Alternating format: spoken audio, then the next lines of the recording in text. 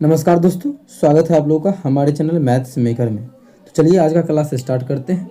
कहीं भी दिक्कत हो तो आप लोग पूछ सकते हैं, ठीक है। सभी क्वेश्चन रेलवे के लिए बहुत ही इंपॉर्टेंट है, चाहे रेलवे एनटीपीसी हो, ग्रुप डी, आरपीएफ कांस्टेबल। अगर आप लोग रेलवे का तैयारी कर रहे हैं या फिर गणित सीखना चाहते हैं तो आप लोग इस वीडियो को देख सकते हैं। जितना भी वीडियो मेरे चैनल पर डेली आता है सुबह और शाम, वो सभी वीडियो को आप लोग देखिए। कोई भी दिक्कत होता है तो पूछिए। जितना भी क्वेश्चन, सभी क्वेश्चन आप लोग का क्लियर हो जाएगा, चाहे रेलवे का एग्जाम हो, एसएससी जीडी का देने वाले हों आप, या फिर एसएससी का, सीएचएसएल का। लेकिन ये क्वेश्चन जो है बहुत ही बेहतरीन लेवल का डेली रहता है। लेकिन जो भी क्वेश्चन है वो रेलवे का प्रीवियस ईयर है, ठीक है। अगर आप लोग रेलवे के किसी भी एग्जाम का कर रहे हैं तो जरूर देखना चाहिए। चलिए स्टार्ट करते हैं पहला क्वेश्चन से। तो ये रहा हमारा क्वेश्चन नंबर फर्स्ट। क्या है?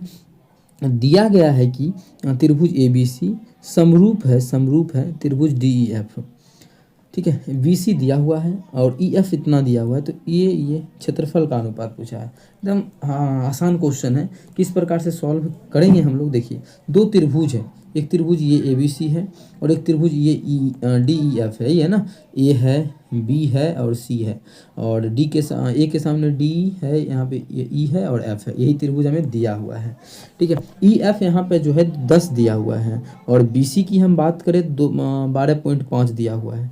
अब आप लोगों को एक चीज़ पता होना चाहिए कि अगर दो त्रिभुज समरूप है तो उसके त्रिभुज का जो क्षेत्रफल का जो अनुपात होता है भुजा के वर्ग के बराबर होता है, भुजा के अनुपात के वर्ग के। तो भुजा का अनुपात हो जाएगा 12.5 बटा 10। पहले 12.5 क्यों लेंगे? क्योंकि पहले त्रिभुज एबीसी का बोला, इसलिए पहले इसका लिए। इसका स्क्वायर करेंगे, इतना के बराबर होगा इसका एरिया का अनुपात। क्या होगा? इसके क्षेत्रफल त्रिभुज एबीसी बटा एरिया ऑफ त्रिभुज डीईएफ, इस दोनों का बराबर होगा इसके। कोई उम्मीद करते हैं समझ में आया होगा। दशमलव उड़ाएंगे तो यहाँ 0 आएगा, काटेंगे तो 25 पचे 125, 25 चौक 100। स्क्वायर करेंगे हम यहाँ पे तो 5 का स्क्वायर हो जाएगा 25 और बटा 4 का स्क्वायर करेंगे तो 4 चौके 16।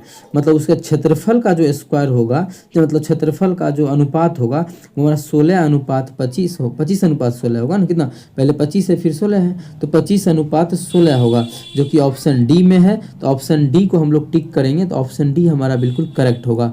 चलिए अगला क्वेश्चन। ये भी क्वेश्चन बहुत बेहतरीन है, जरूर आप लोग जुड़ें और अपने दोस्तों को भी जोड़ें। क्या है? 2 नंबर, दो संख्याओं का अनुपात 8:9 है तथा उनका HCF 6 है, तो एलसीएम ज्ञात कीजिए। दो गो संख्या है, एक संख्या मानिए 8 के अनुपात में है, दूसरा जो संख्या है वो 9 के अनुपात में है। अच्छा, और उसका HCF भी दिया हुआ है। HCF जो है वो कितना दिया हुआ है? 6 दिया हुआ है। तो हमें LCM पूछा है, तो LCM उस संख्या का क्या होगा?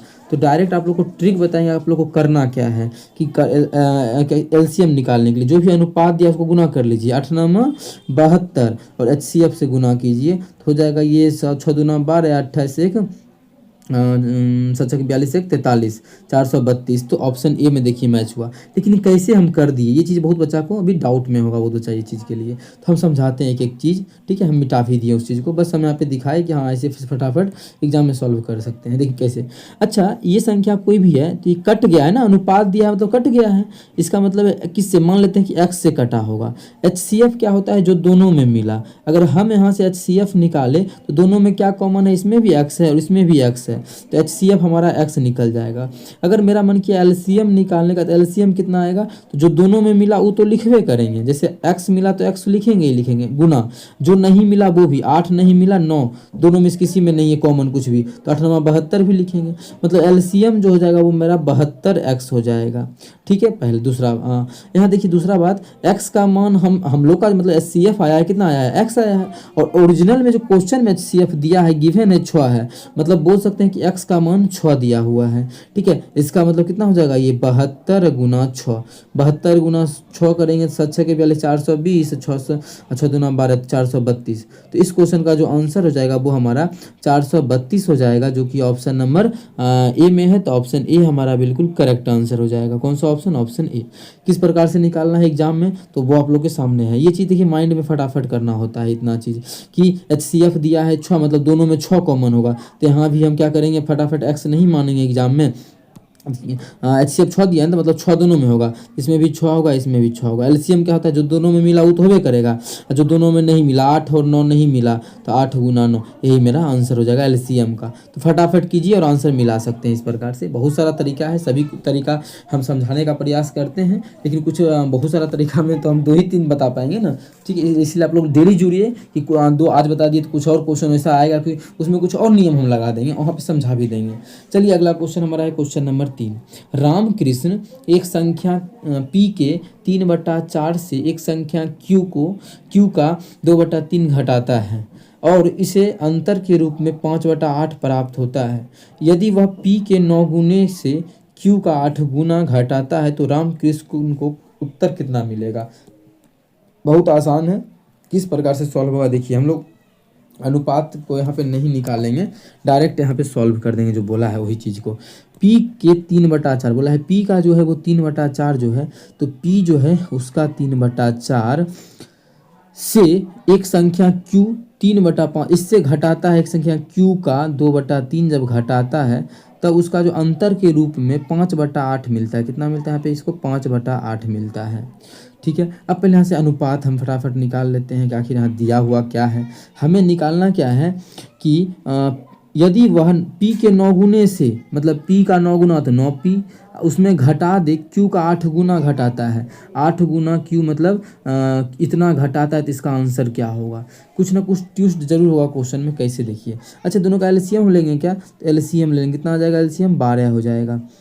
4 तिया 12 कितना हो जाएगा, 3 तिया 9, 9P माइनस भाग करेंगे तो 4 आ जाएगा, 4 दूना 8Q बराबर कितना हो जाएगा हमारा 5/8। कटेगा क्या, 4 से काटेंगे 4 दूना 8, इसको 4 से काटेंगे 4 तिया 12, कोना कोनी गुना करेंगे तो कितना हो जाएगा यहाँ पे 9P minus 8Q is equal to कितना हो जाएगा 5 तिया 15/2, तो 15/2। अब देखिए इसमें क्वेश्चन में मज़ेदार बात क्या है, हमें निकालना यही था और ये देखिए निकल चुका है डायरेक्ट। इसीलिए बोले एक ही इक्वेशन 2 वेरिएबल था, कुछ ना कुछ क्वेश्चन में घुमाया होगा आसान करने के लिए। तो 15/2 ही दिया है, काटना जरूरी नहीं है, तो 15/2 ऑप्शन ए में है, तो ऑप्शन ए हमारा बिल्कुल करेक्ट हो जाएगा। बच्चा घबरा जाता है क्वेश्चन बनाने से पहले ही कि यहाँ पे देखिए 2-2 को वेरिएबल दे दिया है, 2-2 को, और समीकरण सिर्फ एक दिया है और मान भी पूछ दिया है, तो कैसे बनाए, आप क्या करें। तो आप लोगों को कुछ हद तक क्वेश्चन को सॉल्व करना है, तो उसके बाद ना कुछ आप लोगों को दिखेगा, उससे पता क्या चलेगा आप लोगों को कि हाँ क्वेश्चन का आंसर आ चुका है। अगला क्वेश्चन नंबर 4 है। क्या है, एक रेलगाड़ी उन 2 व्यक्तियों को क्रमशः 10 सेकेंड और 8 सेकेंड में पार करती है जो क्रमशः 4 मीटर प्रति सेकेंड और 10 मीटर प्रति सेकेंड की चाल से विपरीत दिशा में चल रहे हैं, तो रेलगाड़ी की लंबाई, ठीक है।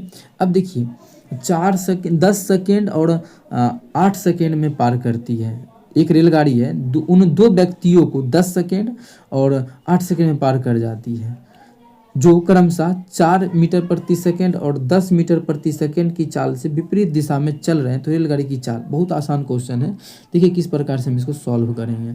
इसमें क्वेश्चन में आदमी का, सबसे पहले बोलिए आदमी का कुछ लंबाई होता है क्या, तो आप लोग बोलिएगा ना नहीं होता आदमी का लंबाई, तो फटाक से पार कर जाएगा। कोई भी मानिए ये कोई एक आदमी है, दूसरा आदमी ये है, पार करना चाहेगा क्या तुरंत पार कर जाएगा। यहाँ थोड़ी रेलगाड़ी का जितना लंबा होता है उसका लंबाई, तो उस प्रकार से लेंगे। हाइट होता है आदमी का, तो हाइट से यहाँ पे हमको कोई मतलब नहीं है इस क्वेश्चन में, इतना तक कोई दिक्कत नहीं होगा। आगे चलते, तो पहला जो व्यक्ति है, पहला उसको 10 सेकंड में, दो व्यक्तियों को पार करता है ना, तो पहला व्यक्ति को 10 सेकंड में पार कर रहा है, पहला व्यक्ति को 10 सेकंड में पार कर गया, और दूसरा व्यक्ति को 8 सेकंड में पार किया, तो 8 सेकंड लिख दिया यहाँ पे 8 सेकंड। आदमी का जो है वो एगो का है 4 मीटर प्रति सेकंड, ये ट्रेन के विपरीत दिशा में चल रहा है, कितना ट्रेन के विपरीत दिशा में चल रहा है, इसका मतलब ट्रेन अगर इस दिशा में जा रहा है तो आदमी इस दिशा में जा रहा है, ठीक है।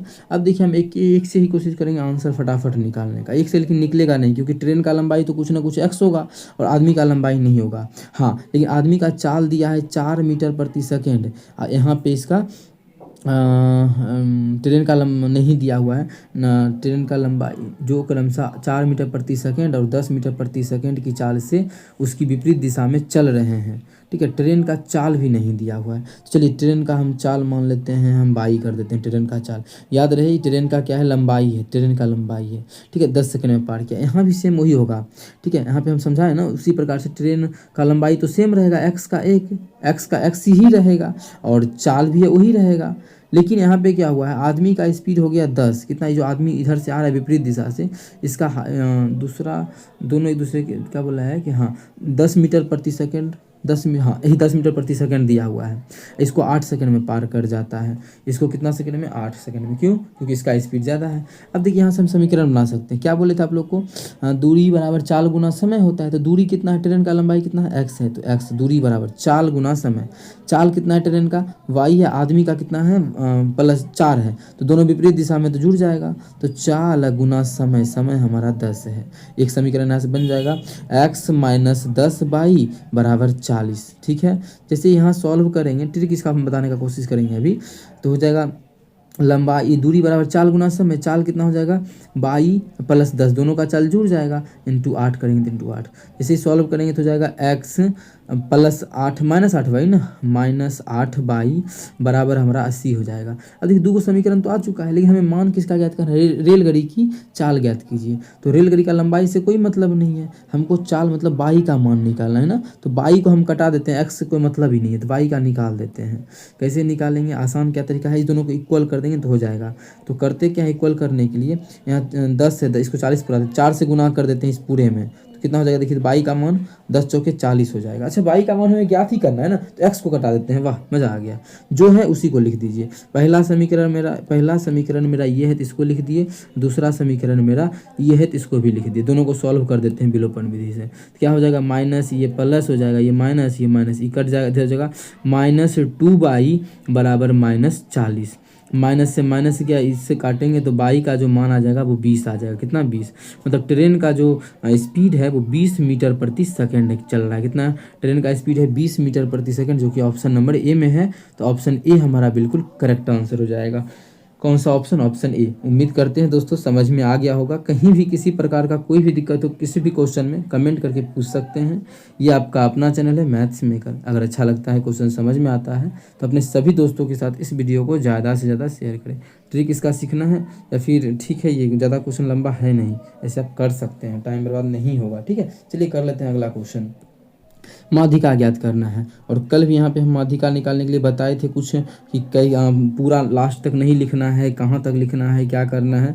कल का क्लास नहीं देखें तो जाके देख सकते हैं। तो इसका माध्यिका होमवर्क का क्वेश्चन आसान है, इसलिए देते हैं होमवर्क में।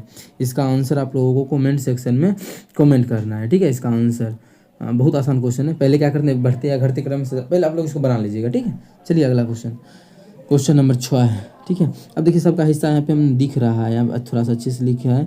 ये हमारा 19% है, नहीं दिख रहा होगा तो यहाँ पे लिख देते हैं। और ये हिस्सा जो है वो 6% है, और ये जो हिस्सा है वो 31% है। कितना है, 31%। और इस हिस्से का बात करें तो यहाँ से यहाँ तक जो है ये 44% है, 44%। हमें निकालना क्या है, ठीक है। प्रश्नों का उत्तर, कुल व्यय 32,700 है। कुल खर्चा पूरे का पूरे 100% है पूरे, तो पूरे जो दिया हुआ है 32,000, अबे यार 37 कहाँ से आ गया, 32,700। कुल जो हमें दिया हुआ है वो कितना है, 32,700 दिया हुआ है। निकालना क्या है हमें, तो सजावट और डीजे पर उसका कुल व्यय क्या है। सजावट और डीजे का हिस्सा ही नहीं पता है। हरा, अच्छा हरा हिस्सा डीजे पर, तो हरा कौन सा था इसमें, कलर का यहाँ पे थोड़ा सा इशू है। और कौन बोला है, नीला हिस्सा सजावट पर। नीला हिस्सा तो ये होगा शायद 19%। अगर मान लेते, समझिए अब तो यहाँ पे क्वेश्चन सामने रहेगा तो दिख जाएगा ना। हम मान लेते हैं ये हरा है, ठीक है, ये हरा हिस्सा है, और किसी एक को मान लेते हैं नीला, ये नीला। तो ऑप्शन अभी नहीं मैच करेगा, हम समझा देते हैं। मान ये नीला हिस्सा है, हमें बोला इस दोनों का प्रतिशत ज्ञात करना है, मतलब कुल कितना व्यय होगा, इस दोनों में कितना खर्चा होगा। तो हरा पे 19% और नीला पे 6%, कुल कितना हो गया, 19 6 25%। मतलब इतना का टोटल रुपया था 32,700, इसका जो है 25% खर्चा हो जाएगा। 25/100 किस पर खर्चा हो जाएगा, ये सजावट और डीजे पर। सॉल्व करेंगे, 2 जीरो से 2 जीरो गया, इसको आप लोग गुना कर लीजिएगा। 25 सत्ते 25 चौके 125 सत्ते 25 सत्ते 175 के 5 बाकी हो जाएगा हमारा 17। 25 दूना 50, 50 10 60 60 60 10 25 50 60 67 67 के 67 के हो जाएगा हमारा 7, बाकी हो जाएगा 6 और 25 तिया 75 75 और 6 कितना हो जाएगा 81। कितना हो जाएगा 8175। लगता है यही हमें ऑप्शन में भी मिल गया ना, लगता है यही जो हम यहाँ पे लिखे हैं हरा और नीला नहीं दिख रहा है, फिर भी यही हमारा मिल भी गया। ऐसे ध्यान रखिएगा कि जो भी बोलेगा उसका हम निकाल लेंगे। एक्चुअल में पता नहीं है हमें क्वेश्चन में इसको हरा बोला कि इसको, यहाँ पे हम अपने मन से एक मान लिख के आप लोग को हम समझा दिए हैं। ठीक है, हाँ यहाँ पे कलर का हम ध्यान नहीं रख पाए, इसके लिए सॉरी, लेकिन आप लोग को हम कॉन्सेप्ट समझा दिए हैं, तो इसके लिए आप लोग क्वेश्चन को बना सकते हैं, कोई इशू नहीं होना चाहिए। क्या है क्वेश्चन, देखिए ये बहुत वीवीआई क्वेश्चन है, छोटा सा क्वेश्चन है लेकिन बहुत ही भयंकर है ना। क्या है कि विकास 4 रुपया में 5 केले खरीदता है, 5 रुपया में 4 केले बेच देता है, तो उसका लाभ प्रतिशत। अब बच्चा क्या करता है समझ आते हैं। देखिए 4 रुपया में जो खरीद रहा है केला 5 को खरीद रहा है। ठीक है, केलों की संख्या, ये केला खरीद रहा है कितना 5 को खरीद रहा है, 4 रुपया में 5 को, और ये सीपी खरीदने का बात है। अब बेचने का जो बात हुआ एसपी, वो 5 रुपया में बेच रहा है, क्या गो 4 को बेच रहा है, तो लाभ तो होगा ही होगा। बच्चा क्या करता है यहाँ से निकालता है 1 रुपया में क्या गो केला इतना, या फिर दूसरा क्या करेगा और कुछ बच्चा, देखिए बच्चा को हम ये बहुत बार समझाए भी हैं कि हमें ना केला मान इक्वल करना होता है। नहीं दूसरा बच्चा ऐसे भी करता है कि 5 को केला का दाम 4 रुपया है, तो 5 को केला का दाम 4 रुपया, तो 1 केला का दाम हो जाएगा 4/5 रुपया, इतना रुपया हो जाएगा 1 केला का दाम। यहाँ पे 1 केला बेच रहे हैं कितना में, 1 केला का दाम कितना, 1 केला का दाम कितना हो जाएगा 5/4 में, यहाँ से लाभ निकल, तो बटा हो गया ना, तो थोड़ा सा मुश्किल हो जाता है क्वेश्चन को सॉल्व करना, टाइम टेकन हो जाता है, इसीलिए हम यहाँ पे बटा कर नहीं सॉल्व करेंगे। 1 केला का दाम नहीं निकालना है, 5 केला का दिया है तो दिया है, बस एक चीज़ हमें ध्यान रखना है कि ये इक्वल हो जाए, ऐसा नहीं कि 1 का ही मान निकालेंगे, 1 का निकलेगा तो पॉइंट में निकल जाएगा, बस संख्या इक्वल हो तभी हम लाभ हानि का पता करेंगे। तभी तो जैसे भैंस का दूध देता है 65 रुपये मानिए, गाय का दूध देता है 45 रुपये, 1 लीटर का पता था तभी हम तुलना कर पाए हैं कि हाँ 1 लीटर का यहाँ 45 है, यहाँ 65 है। अगर 2 लीटर का देता तो पहले हम 1 लीटर का पता करते। तो यहाँ पे जैसे उसी बोले कि बहुत बच्चा करता है कि 1 का मान निकलता है, नहीं, हमको अगर मानिए 2 लीटर का कंपेयर करना है, 2 लीटर का दाम पता है तो गाय का भी 2 लीटर का पता होना चाहिए, तो मतलब क्वांटिटी सेम होना चाहिए। हम बहुत अच्छा चीज़ बोले हैं, इतना देर में आप लोग समझ सकते हैं इस चीज़ को। क्वांटिटी सेम करने के लिए क्या करना है, क्रॉस गुना, इस वाला 4 से यहाँ गुना कर दीजिए, ठीक है, और इस वाला 5 से यहाँ गुना कर दीजिए। जैसे यहाँ 4 से गुना किए तो रुपया में भी 4 से गुना, क्योंकि 4 गुना केला खरीद रहे हैं तो रुपया भी 4 गुना लगेगा ना, यहाँ भी बेचने में भी यही होगा। अब देखिए हम केला का संख्या इक्वल हो गया होगा, 5 चौके 20, 5 चौके 20। अब जब केला का संख्या इक्वल हो गया तो लाभ हानि हम पता कर सकते हैं। तो कितना में खरीदा है, क्रय मूल्य कितना हो गया 4 चौके 16, बेच कितना हम रहा है 5 पच्चे 25, तो कितना का लाभ हो गया है 9 का लाभ हो गया। लाभ हमेशा क्रय मूल्य पे होता है, क्रय मूल्य कितना है 16, ठीक है। प्रतिशत निकालना है तो 100 से गुना कर देंगे, लाभ प्रतिशत निकल गया। 4 चौक 16, 25 चौके 100, ठीक है। 4 से काटेंगे तो कई पॉइंट में आंसर है तो काटना ही पड़ेगा।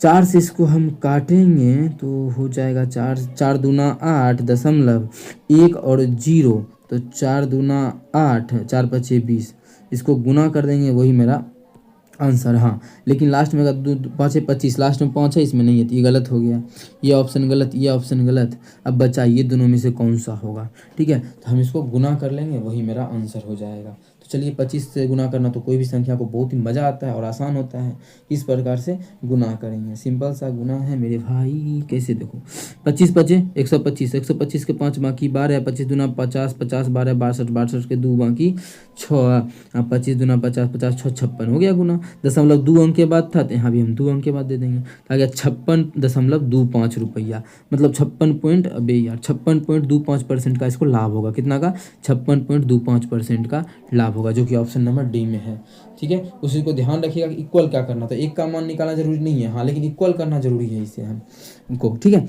चलिए अगला क्वेश्चन नंबर 8 है, दो संख्याओं का अंतर उसके योग के 30% के बराबर है, तो बड़ी संख्या और छोटी संख्या के बीच का अनुपात। दो संख्याओं का अंतर मतलब x माइनस वाई, और दो संख्याओं का जो योग है, योग के 30% के बराबर है, योग का 30%, 30/100 इसके बराबर है ये अंतर। तो हमसे पूछा है कि दोनों का अनुपात, बड़का और छोटका संख्या का, यहाँ से हम दोनों का अनुपात निकाल देंगे। कैसे सॉल्व करेंगे, तो 0 से 0 गया, इधर आ जाएगा 10x - 10y बराबर हो जाएगा इधर 3x प्लस 3y।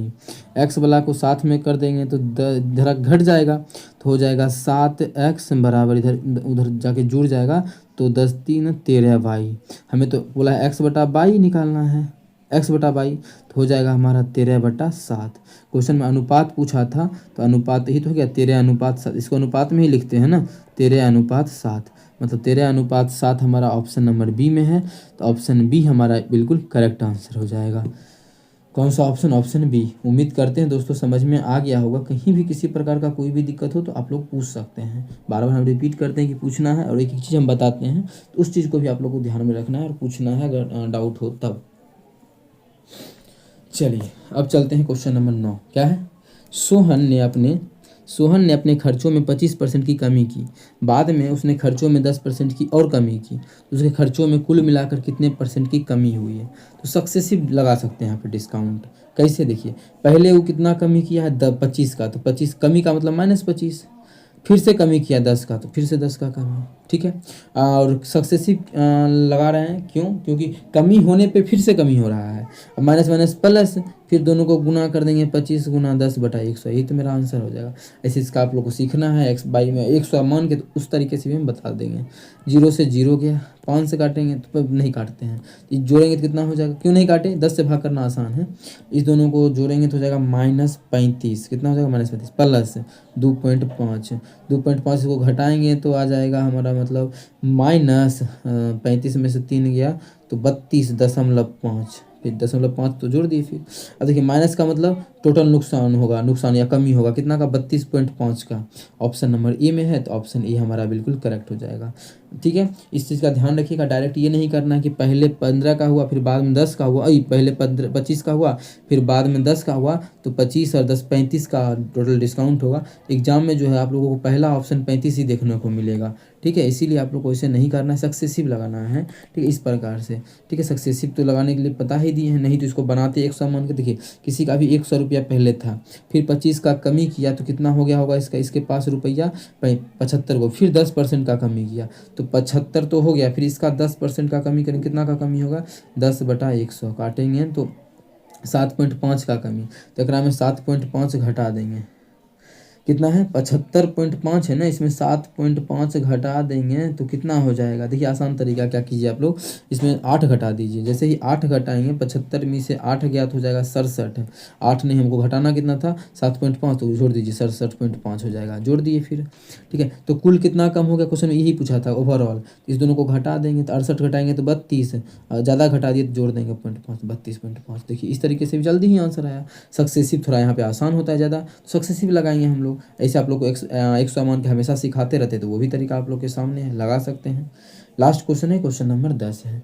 उस समचतुर्भुज का क्षेत्रफल ज्ञात कीजिए जिसकी भुजाओं की लंबाई इस प्रकार से है।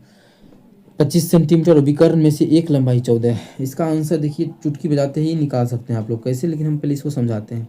एक समचतुर्भुज का बात किया है। समचतुर्भुज का क्या होता है कि सब भुजा बराबर होता है ना, चारों भुजा बराबर होता है। तो हम यहाँ पे समचतुर्भुज बना लेते हैं कुछ इस प्रकार से। बस इसका चारों भुजा आप लोग बना लेते हैं, समांतर जैसा ही होता है ना, बस उसमें चारों भुजा बराबर होता है, यही मान लेते हैं। नहीं, यही है मेरा, क्या है? ये समचतुर्भुज है। इसमें कुछ गुण होता है समचतुर्भुज का, वो आप लोगों को याद रखना है। क्षेत्रफल ज्ञात करना है, ठीक है। जिसकी भुजाओं की लंबाई 1 25 है, एक भुजा 25 है तो सब भुजा 25 होगा क्योंकि समचतुर्भुज है। विकर्ण में से एगो 14 है, देखिए एगो विकर्ण 14 दे दिया है। मान लेते हैं कि एक विकर्ण 14 देने का मतलब है कोई एक विकर्ण हम खींच देते हैं, मान यही विकर्ण कितना है? 14 है ना, 14 तो यहाँ पे लिख देते हैं 14। अच्छा इसका विकर्ण क्या होता है कि याद रखिएगा कि समचतुर्भुज के विकर्ण एक दूसरे को समकोण पर समद्विभाजित करते हैं। जैसे इसको खींच दिए तो जो समकोण पर क्या किया? समद्विभाजित कर दिया। ये जो काटा है कहाँ पे? 90 डिग्री पे, ये और समद्विभाजित भी किया है, मतलब 2 टुकड़ा भी करता है। पूरा अगर ये 14 था तो ये हमारा 7 हो जाएगा। इसी प्रकार से पूरा अगर हम मान लेते हैं कि इसका एगो विकर्ण x है, दूसरा विकर्ण, एक विकर्ण तो 25 दिया हुआ है ना, कि एक विकर्ण d1 जो है 25 दिया हुआ है, हम दूसरा विकर्ण d2 25 नहीं था 14 था, रही 25 नहीं था, कितना था? 14 था। दूसरा विकर्ण हम मान लेते हैं कि x है, x क्या माने? 2x मान, x मानेंगे फिर x/2 लिखना पड़ जाएगा इसको, हमको कितना? x/2। तो हम मान लेते हैं दूसरा जो विकर्ण है वो 2x है, तो उससे क्या होगा? ये वाला x होगा। अब देखिए यहाँ से हम डायरेक्ट ट्रिपलेट, आप लोग को याद होगा तो पाइथागोरस प्रमेय लगा सकते हैं। पाइथागोरस पर में क्या, ये 90 डिग्री थी, क्या हो जाएगा कर्ण, ठीक है। कर्ण का स्क्वायर क्या करते हैं हम लोग, कर्ण का स्क्वायर मतलब 25 गुना 25 कर्ण का स्क्वायर, इसमें घटा देंगे हम क्या है आधार का स्क्वायर, तो हमारा आंसर आ जाएगा। तो ऐसे भी याद होना चाहिए आप लोग को, 24 25 का ट्रिपलेट जो होता है वो 7 होता है, या 24 और 7 का 25 होता है, ठीक है। तो यहाँ पे 25 है, 7 है, ये है, बचा कितना एक और, तो मतलब ये जो हो जाएगा हमारा 24 हो जाएगा। बस समझ में आया, 24 हो जाएगा। ऐसे आप लोग निकाल सकते हैं कि ये मानी कर्ण है, ये हमारा जो दिया हुआ है कर्ण है, बाकी बाद एगो लंब हो गया, एगो आधार हो गया, तो एगो निकाल दीजिए। जैसे मानिए आधारे नहीं दिया हुआ है तो आधार बराबर क्या हो जाएगा, तो हो जाएगा अंडर रूट लंब कर्ण स्क्वायर, कर्ण कितना है 25, 25 का स्क्वायर हो जाएगा 625, माइनस आधार स्क्वायर लंब स्क्वायर, लंब कितना है 7, 7 का स्क्वायर 49 आ जाएगा। तो इसको सॉल्व करेंगे तो आ जाएगा अंडर रूट 576, लेकिन ये सब टाइम बर्बाद है, ट्रिपलेट थोड़ा सा याद रखना पड़ेगा। कितना 24 आ गया। अच्छा इतना हो 24, तो पूरा विकर्ण कितना हो जाएगा 48, से एक्स का मान 24 तो पूरा विकर्ण 48। हमें तो क्षेत्रफल निकालना है, क्षेत्रफल कितना होता है 1/2 गुना पहला विकर्ण गुना दूसरा विकर्ण, आंसर हो गया। काटेंगे तो 2 हो जाएगा, ये हमारा 24 है, 24 को गुना करेंगे 14 चौक 56 के 6, लास्ट में यूनिट डिजिट पे 6 आ गया, 14 चौक 56, इसमें 6 नहीं, गलत गलत गलत, एक ही ऑप्शन में लास्ट में 6 है, तो ऑप्शन ए हमारा बिल्कुल करेक्ट हो जाएगा। तो यहाँ पे गुना कीजिएगा तो कर सकते हैं, 14 156 6, बाकी 5, 14 28 28 5 33, तो 336 आ गया। तो इस प्रकार से आप लोग को एग्जाम में बना लेना है। लेकिन क्या इतना लंबा करेंगे, तो हम बोलेंगे नहीं इतना भी आप लोग लंबा मत कीजिए। यहाँ पे देखिए एक भुजा 25 दिया हुआ है, तो ध्यान में आ गया कि हाँ एक भुजा 25। क्षेत्रफल निकालना है तो हमें क्या चाहिए 1/2 गुना पहला विकर्ण गुना दूसरा विकर्ण, यही चाहिए ना, ठीक है। तो 1/2 गुना पहला विकर्ण भी हमें पता है, क्वेश्चन में दिया हुआ है कितना 14, अब गुना दूसरा विकर्ण नहीं पता है, तो यहाँ से पहले ये देखेंगे काट देंगे, कितना 7 आ गया ना, तो 7 का मल्टीपल जो होगा वही मेरा आंसर होगा, पहला ये। अगर आप लोग को माने कोई 2 ऑप्शन दिख जाता है, जैसे 7 का मल्टीपल एक ऑप्शन था तो टिक कर देते, या फिर कोई 2 ऑप्शन अगर माने 7 का मल्टीपल दिखता तो फिर हम निकाल लेते क्या एक और विकर्ण, जैसे भुजा आ गया कितना 25, तो और विकर्ण एक कितना है 7 है, तो इसका आधा कितना हो जाएगा 14 है ना विकर्ण की लंबाई, जब कट करेगा दोनों विकर्ण तो 7 आ जाएगा। तो 7 और 25 का ट्रिपलेट 24 होता है, तो एक और विकर्ण का आधा आ गया 24, तो विकर्ण हो जाएगा 48। फिर आप लोग सॉल्व भी कर सकते हैं, 48 यहाँ रख के फिर 48 सते 336। तो बहुत सारा तरीका है, आप लोग को बस प्रैक्टिस कीजिएगा तो फटाफट ये सभी क्वेश्चन बना पाइएगा। ऐसे नहीं कितना लंबा सॉल्व करेंगे, बहुत बचा तो इसको भी निकालने के लिए नहीं आ रहा होगा, अभी बताए तो सीखा होगा, फिर जाके सॉल्व करेगा तो टाइम बहुत ज़्यादा उसमें कंज्यूम होगा। ये चीज़ आप लोग को ध्यान में खुद से रखना होगा, हम वहाँ पर नहीं जा सकते हैं बनाने, या कोई और नहीं जा सकता, ये सब चीज़ आप लोग को खुद में। 7 का मल्टीपल नहीं, 2 का ऑप्शन मिल गया, 1 ऑप्शन मिला तो टिक मार्क आगे बढ़ जाएंगे, कोई 2 ऑप्शन मिल गया तो फिर क्या करेंगे फटाफट हम ट्रिपलेट चेक करके निकाल लेंगे, आंसर आ जाएगा। उम्मीद करते हैं सभी चीज़ बेहतरीन ढंग से समझ में आया होगा, एक एक चीज़ आप लोग को बारीकी से समझ में आया होगा। अगर नहीं आया तो वीडियो को फिर से एक बार देखिए, जो भी क्वेश्चन समझ में नहीं आया उस क्वेश्चन को, ठीक है। तो चलिए मिलेंगे नेक्स्ट वीडियो में इसी प्रकार का बेहतरीन क्लास के साथ। Thank you.